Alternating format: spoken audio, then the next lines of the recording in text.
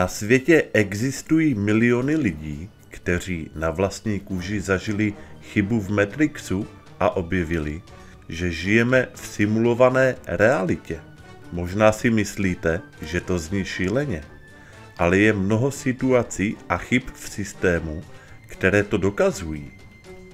Mnoho lidí se snaží chyby v systému zachycovat a dokumentovat. Díky tomu se důkazy a životní zkušenosti stále více kupí. Zde jsou některé z nich. Něco je špatně s mojí partnerkou. První případ se stal za doby lockdownu. Tony, který v té době studoval na univerzitě, žil v bytě společně se svou partnerkou Jennou. Poprvé si všimnul, že něco nehraje, když ráno vstával a chtěl si udělat kafe. Jeho partnerka Jenny byla velkou milovnicí kávy a vždy Tonyho kritizovala za to, že si do ní dává cukr.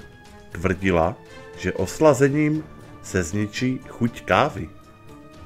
Když se jí zeptal, proč si najednou sladí kafe, Jenny byla překvapená a odpověděla mu, že si přece vždycky kávu sladí.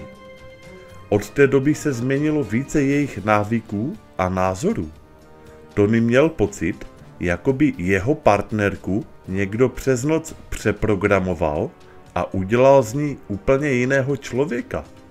Za lockdownu byl s Jenny doma v bytě a každý seděl u svého notebooku. Jenny se ho zeptala, jak se daří Larrymu. Tony odpověděl, že žádného Larryho nezná. Jenny to naštvalo a řekla mu, samozřejmě, že znáš Larryho. Pracuje s tebou ve firmě. Pořád o něm mluvíš. Tony si byl jistý, že žádného Larryho nezná, zatímco Jenny si byla jistá, že Larryho zná a velmi dobře. Pak si uvědomili, že Tony vlastně nepracuje v žádné firmě, protože je vysokoškolský student. A najednou zjistili, že život jednoho z nich musel být přeprogramován a přepsán na jinou verzi. Jenomže který z nich dvou měl změněný program? Byl to Tony nebo Jenny? Vedli dlouhé debaty o tom, který z nich je přeprogramovaný a neshodli se. Pravda je taková, že někteří lidé jsou jen NPCčka, zatímco jiní ne. Žije snad každý z nás ve své osobní Truman Show? Můj manžel si myslí, že jsme oba zemřeli. Druhý zajímavý případ se stal Jasonovi a Cheryl, kteří spolu v té době chodili. Jason jednou v noci jel spolu se svým kamarádem v autě a zastihla je oba silná sněhová bouře. Ztratil kontrolu nad svým vozidlem a srazil se s protijedoucím vozem. Auto bylo úplně na šrot. Jenomže když přijela záchranka, zdravotníci našli Jasona a jeho kamaráda, jak stojí na straně silnice a vůbec nic jim nebylo. Vůbec se nezranili. Záchranáři nemohli uvěřit tomu, že jim nic není, protože srážka byla fatální a auto úplně pokroucené, což následně potvrdila i pojišťovna. Jason a jeho kamarád prostě museli zemřít, bylo to nepochopitelné. Pár dnů po této havárce Jason navštívil Cheryl v jejím bytě. Normálně si povídali, ale pak se jí zeptal, a kde je ta druhá televize? Měl za to, že Cheryl měla starou televizi, jenomže teď tu byla velká plochá a moderní. Cheryl mu na to řekla, že přece má tuhle plochou televizi od začátku, co spolu začali chodit. Jason postupně zjistil, že tak jako televize, některé detaily v jeho životě se změnily, a to právě po havárce, kterou údajně nemohl nezraněný přežít. Uběhlo pár let a Jason si vzal Cheryl za ženu. Jeli spolu na dovolenou do Itálie a tam Cheryl dostala strašlivé bolesti a začala krvácet. Zavolali záchranku. V nemocnici se zjistilo, že měla mimoděložní těhotenství, takže ji museli operovat a plod odstranit. Když se Cheryl probrala z narkózy, doktor jí řekl, že kdyby včas nezavolali záchranku, tak by určitě umřela. O pár měsíců později se Cheryl a Jason bavili o tom, že by měli zlepšit požární bezpečnost ve společném domě. Cheryl věděla, že před cestou do Itálie nainstalovali hasící přístroj do kuchyňské linky. Jason ale říkal, že žádný hasičák nemají. Cheryl si ale byla jistá, že hasící přístroj mají, ale když to chtěla Jasonovi dokázat, zjistila, že nemají ani hasičák, ale v lince nejsou ani stopy po vrtání. Cheryl to nechápala, ale Jason si pak uvědomil, že to je to samé jako s tou televizí, když málem umřel při autonehodě. Pak došel s děsivou teorií. Věci v jejich životě se změnily poté, co oba skoro nepřežili. Možná, že oba dva ve skutečnosti umřeli, ale nějaká vyšší síla je nalogovala do Matrixu znovu a při nahrávání jejich starých životů došlo k drobným chybám, které se projevily jako jiná televize a neexistující hasící přístroj. Takže teď mohou pokračovat v simulaci, zatímco oba nevědí o tom, že v nějaké původní verzi jsou vlastně oba dva mrtví. Kašlající pes. Ve filmech popisujících simulaci, jako například v kultovní sérii filmu Matrix, bylo ukázáno, že když se dvakrát objeví černá kočka, něco v Matrixu se muselo změnit, nebo bylo přenastaveno. Ukazuje se, že je to možná reálné vodítko, jak přijít na chybu v Matrixu. Ken byl doma a koukal na televizi a jeho pes se najednou začal dusit.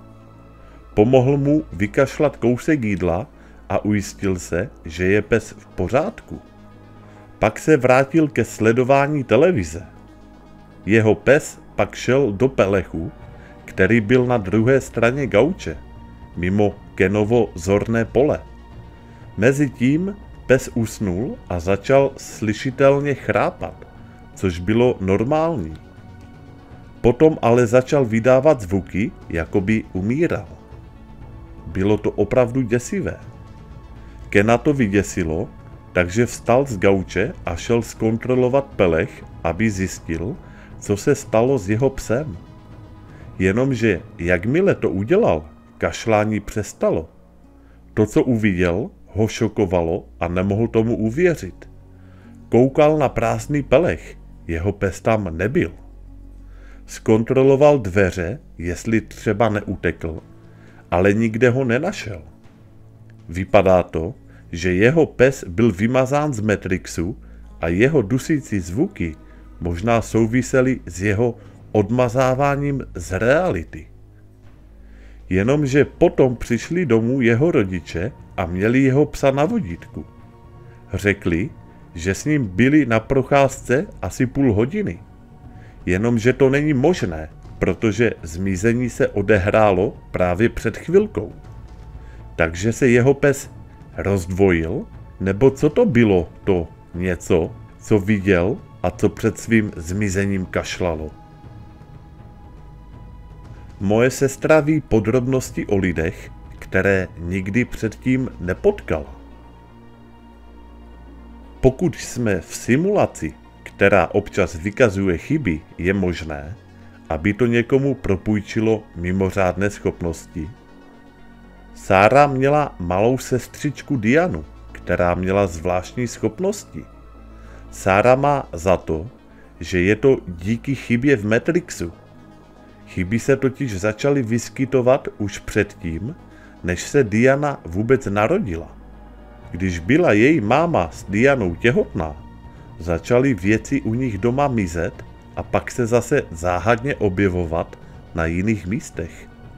Například krabice na svatební šaty, kterou měla matka uloženou v podkroví, se záhadně přesunula do koupelny a nikdo nevěděl jak. Hned, co matka krabici objevila, začala krvácet a rodit. V nemocnici jí doktoři řekli, že její Diana bude mít pravděpodobně nějaké postižení, že je na svůj věk nedovyvinutá. Diana po svém narození ale fungovala normálně a žádné postižení se u ní neobjevilo. Rodiče si všimli, že Diana často leží v postýlce a hledí do stropu. Vypadala, jako by mluvila s někým, koho nikdo jiný nevidí. Když jí byly 4 roky, rodiče ji vzali na vánoční oslavu pro děti, kde byl také Santa Claus. Lidé tam na něj stáli v řadě. Diana najednou vyběhla z hrady, chytila jednu paní za nohu a řekla jí, že je jí to moc líto, že ji opustila maminka. Paní začala plakat a řekla Dianině matce, že její máma zemřela na rakovinu před pár dny. A tohle se dělo pořád dokola s různými lidmi. Když bylo Dianě 10 let, rodina jí vídala, jak stojí v koutě a s někým neviditelným mluví. Když se jí ptali, kdo to je, Diana odpověděla, že mluví se svým dědečkem. Dědeček byl v té době už 5 let po smrti. Pak jim řekla, že ještě mluví se svou skutečnou babičkou. Myslela tím svou biologickou babičku, ne tu nevlastní. Jenomže Diana by neměla vědět o tom, že nějakou biologickou babičku měla a že tato biologická babička už zemřela. Diana ale správně popsala oblečení, které její biologická babička za života nosila. Dokonce popsala, že babička nosila žlutou paruku, což byla pravda, protože za života trpěla ztrátou vlasu. Diana také věděla, že se babička jmenovala Jenny. Rodina o této babičce nemluvila, protože se s jejich rodinou vůbec nestýkala. Odcizila se jim už před dlouhou dobou. Diana si své schopnosti uchovala do dospělosti. Když se její sestra Sára vdala, Diana ji jednou večer zavolala, hystericky brečela a žádala ji, aby okamžitě utekla pryč z domu. Krátce poté přišel Sářin manžel domů opilý a fyzicky ji napadnul. Sára ten den svého manžela opustila a říkala, že jí k tomu dala sílu její plačící sestra Diana. Včera večer jsem umřel, ale pořád jsem tady.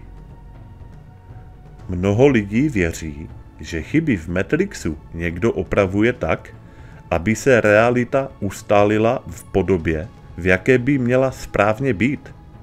Jako by měl Matrix správce, programátory, kteří hledají bugy a spravují je. Někdy to ale vyvolává vedlejší efekty. Takovou zkušenost prožil i Gordon. Ležel večer v posteli u sebe doma a najednou mu zavolal soused. Soused ho prosil, aby mu pomohl vynést matraci nahoru do patra. Gordon věděl, že sousedova máma je nemocná a tak mu šel na pomoc.